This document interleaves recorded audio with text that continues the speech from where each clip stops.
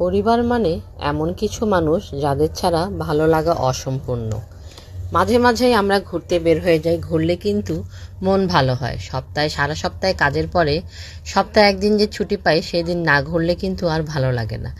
আর ঘুরতে যেতে হলে সবাই একসাথে যেতে হবে। আমরা ভাই বোনরা সবাই একসাথে সেদিন চলে গিয়েছিলাম শ্যামল বাংলা রিসর্ট, এটা কেরানীগঞ্জ নদীর ওপারে।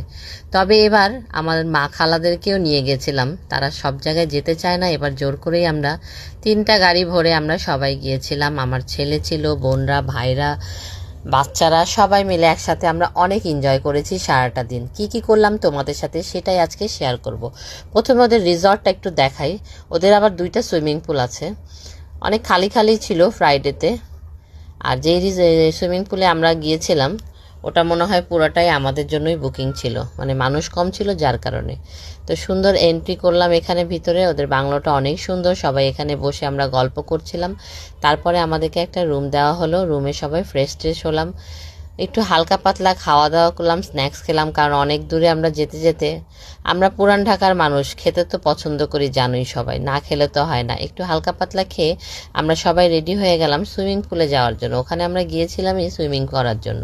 তো মুরব্বীরা যেহেতু ছিল সেই কারণে আমরা একটা রুমও নিলাম। তারা রেস্ট করবে, তারা তো যেহেতু গোসল করবে না, তাদের একটু আউটডোর ট্যুর হয়ে গেল আমাদের সাথে। তারা বসে বসে আমাদেরকে দেখছিল। আমি আসার আগে পিচ্চিরা অলরেডি সবাই নেমে পড়েছে সুইমিং পুলের মধ্যে। আসলে আমাদের বেশি করে গরমের সময় এই জায়গাটা যাওয়া হয়। যে কোনো একটা সুইমিং পুলের রিসর্টে আমরা যাই, খুবই ভালো লাগে। এখন বাংলাদেশে এত সুন্দর সুন্দর রিসর্টগুলো হয়ে গেছে যে 1 দিন 2 দিন থেকে আসলে খুবই ভালো লাগে, মনটা মাইন্ডটা একটু ফ্রেশ হয়। আমি পানিতে নামার চেষ্টা করছিলাম, দেখছি পানি অনেক বেশি। আমার ছেলে দেখো ভয়ে তাড়াতাড়ি করে চলে আসে, ও আবার আমাকে আলহামদুলিল্লাহ অনেক টেক কেয়ার করে। তো সবাই মিলে এখানে কম পানি ছিল, এনজয় করলাম। দেখো কত সুন্দর হরিণও ছিল ওখানে। ওদের পুরো রিসর্টটা ঘুরলে আসলে অনেক সুন্দর লাগবে। হরিণের সাথে কিছু সেলফি নিলাম। আমরা তারপরে লাঞ্চ করার জন্য চলে গেলাম। যে আগে সুইমিং থেকে উঠেছে তারা খাওয়ার জন্য বসে গেছে। এগুলো হলো ভাইয়ের বউরা বসে গেছে। ননাস তো বুঝো না, ভাইয়ের বউদেরকে তো একটু বলতে হবে যে আগে আগে বসে গেছো আমাকে ছেড়ে। তো ওদেরকে একটু ক্লাস নিচ্ছিলাম, জাস্ট দুষ্টামি।